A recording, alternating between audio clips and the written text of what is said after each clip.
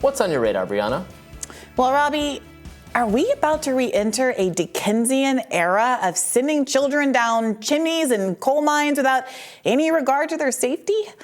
Well, Iowan children and the people who love them should be worried. A new bill out of the Hawkeye state would roll back child labor laws, allowing 14 to 17-year-olds to work in mining, meatpacking, demolition, operating guillotine shears, and other dangerous jobs.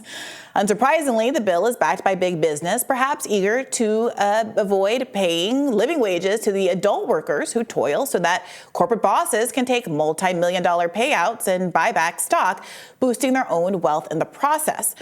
Currently, Iowa laws prohibit minors from working dangerous jobs like working in slaughterhouses, meatpacking plants, mines, or in jobs that involve, guillotine shears, paper balers, circular saws, and other precarious situations.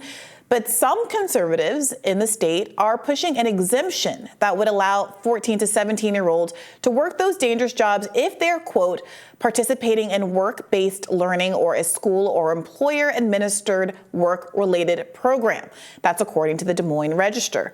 Now, those seeking to take advantage of the exceptions must show that the children will be adequately supervised and trained on safety precautions. See if those 14-year-olds listen up.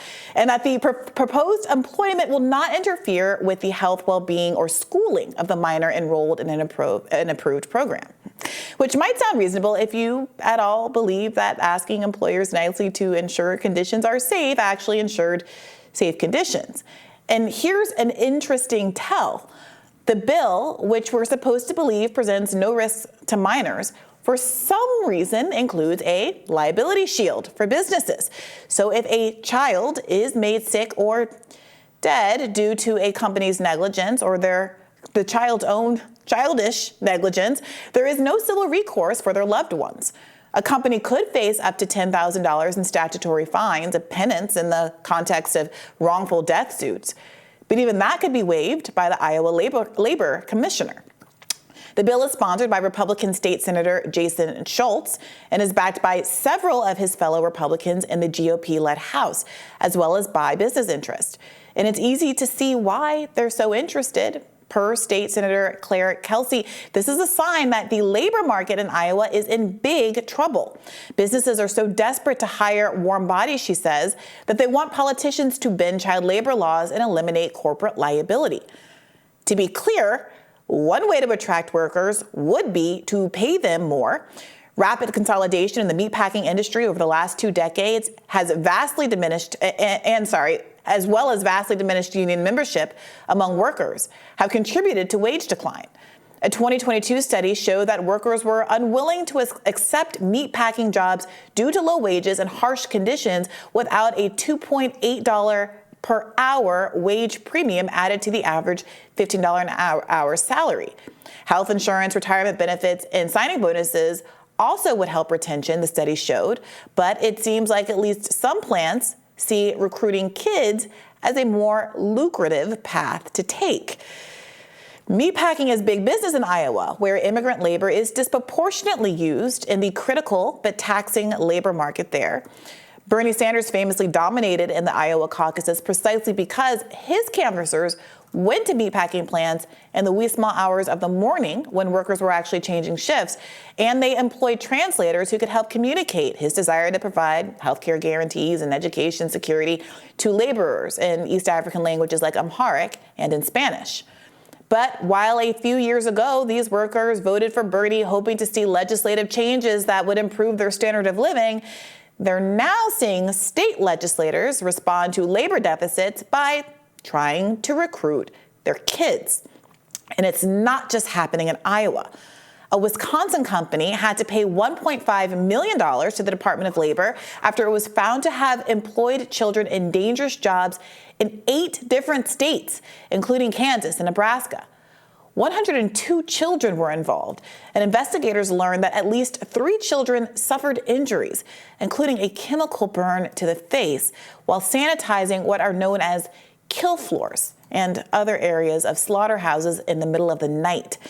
And although the company called Packer Sanitation was forced to pay the maximum civil penalty allowed under the Fair Labor Standards Act, that mere $1.5 million, it's worth asking, why is the maximum penalty capped at $1.5 million when the company reported $2.72 billion in revenue?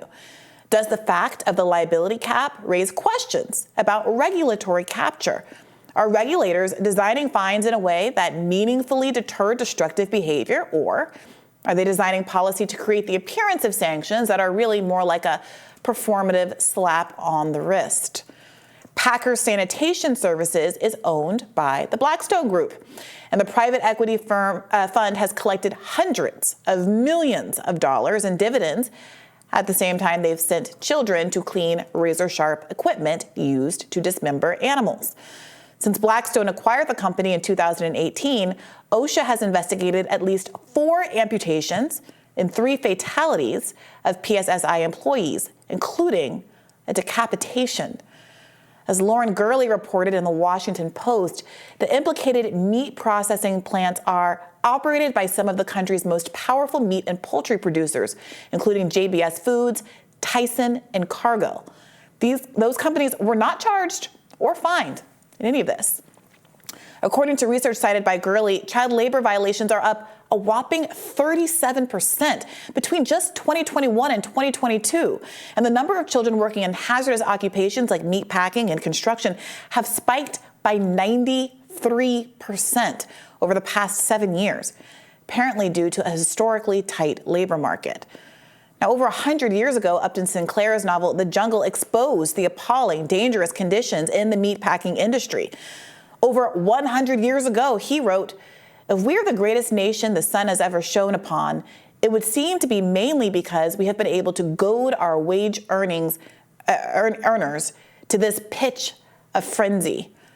We live in a world 100 years later where a Republican Iowa legislator can attempt to pass a bill allowing child labor in meatpacking plants with impunity. A world where our politics are more consumed by the harm caused by, say, African American history lessons than literal children being sent into a Dickensian nightmare. Won't somebody think of the children rings a little hollow coming from the voices of some conservative lawmakers when there's so little outrage about the effort to return our country to standards that seemed abominable in an era before indoor plumbing, and a right populism that would accept lobbying dollars from industries that are crushing bedrock American laborers is no populism at all. The food processing industry spent over $33 million on lobbying last year, and as I always point out, they target both Republicans and Democrats alike. That way, whoever wins a given race, the corporations always win. But Republicans have been the disproportionate beneficiaries here. These food processing groups lobby to keep taxes down and to squash potential legislation, including potential safety regulation. They lobby to thwart antitrust scrutiny that might try to break up anti-competitive business practices. Remember how Amazon purchased Whole Foods and what that's done to prices? And allow meatpacking mergers that have contributed to the sky-high prices at grocery stores. And if this whole conversation about limited liability and statutory penalty caps and regulatory capture sounds familiar, it's because, yes, it's the same issue we've been debating in the context of the East Palestine rail disaster. Corporations are allowed to set the regulatory agenda, and they rig it to make sure they never have to pay enough to actually change their behavior when they wrong you. Trains keep running fast with these same brakes that were used back when Upton Sinclair was alive, with fewer workers to man those trains and workers who are running on fumes because, remember, Joe Biden just broke a rail strike. Win-win for them, lose-lose for the American worker. And I'll say it again, voting for RVD, DVR isn't going to change a thing until we hold the entire system accountable. Money will remain king, and our democracy will remain a mere abstraction until we get money out of politics. Truly, if they can put our kids to work in meatpacking plants with impunity, I'm afraid we've already lost the plot. Oh, Briahna. Look, I think work can be healthy for people of that age, and if they wanted, I'm not saying they should be forced into coal mines. If they want to work when they're not at school and their parents think it would be good for them and somebody wants to hire them, it's not my business or the government's to say no, is what I would say. I don't have any problem with that. That's a pretty extreme position, Robbie, and I don't necessarily feel like I need to argue it because I just don't think that there's that many people that feel that way. I think that don't think most teenagers should have a summer job? I think most people don't think... People don't let their kids work anymore? Is that why they're all depressed and incapable? I think that most people believe that 14-year-olds shouldn't be working on meatpacking plants in the middle of the night, cleaning guillotines.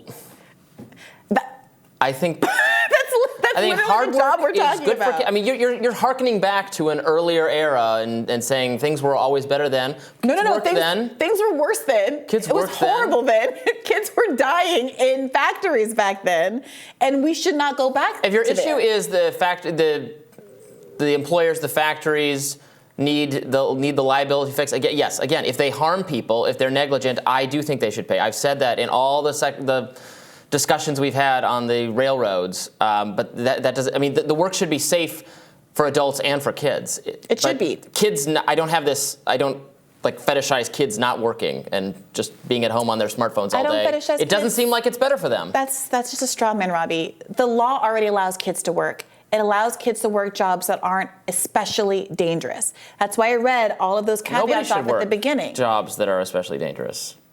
Well, no, maybe some people like Glenn Greenwald would say the horror, and maybe Upton Sinclair would say the intrinsic visceral horror of what it means to work in a slaughterhouse and to consume animals is something that no human should be engaged in. I'm actually frankly open to that argument, but that seems to be a little bit at odds with their argument that people should be able to do whatever labor they can profit off of and free enterprise, and I'm not going to bring the government into. I mean, this is what I'm saying in all the. I mean, you bring up the curriculum fights or the gender affirming care or all that stuff we talk about. Again, I don't think it's the government's. If it's what the family is fine with and the kid's fine with and some third party is fine with, I don't think it's the government's business. I don't care. I say that for all that stuff, and I'd say that for this stuff too. I appreciate your position. The natural consequence of that is to basically not have any labor laws whatsoever, to say that people can agree to engage in whatever contractual labor relationship and that an employer has no obligations, that there should be no... I didn't say the employer should have no obligations.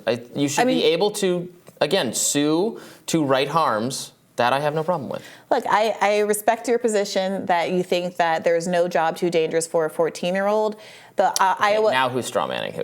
That's literally the law, Robbie. That's literally the law, to let 14 to 17-year-olds do extremely dangerous. Allowing someone to do something is not the same thing as endorsing or saying it's a good idea. I just don't think it's any business of the government's. Okay, so it has been historically the business of the government because communities have come together and said that it is wrong and exploitative for young kids to be working certain kinds of jobs. That has been the standard in the Iowa law and most laws across the country for over, for decades and probably close to a century. We feel like as a community that we like to have certain kinds of laws that express our values. If your value is that you think it's appropriate for kids to work in these conditions, that's fine. But people have been outraged over this law because the broader American mentality is not that kids should be dismembering animals in the middle of the night. I'm not on board with this new thinking that kids are not adults until they're like 35, and we see the effects. They're miserable. We see their self-professed mental health rights. I'm sorry. Your argument is that kids will we've delayed adulthood until. Your argument is that 14-year-olds will be happier if they get to work in meatpacking plants. They might learn something. They might build. I mean, look, this is a conservative way of thinking, but it has been a way of thinking. In meatpacking plants, and coal mines. I mean, if that's what's available, I don't know that that's the best thing for them to be doing. But again, it's not any of my business. If I had a kid that age, I could work it out with them and whatever I thought was best. And so can families out there. I trust the families. I don't trust the government. All right. Well, we'll see. That's my take. That's Briahna's take. We'll see what people think. All right. Well, we're rising for you right after this.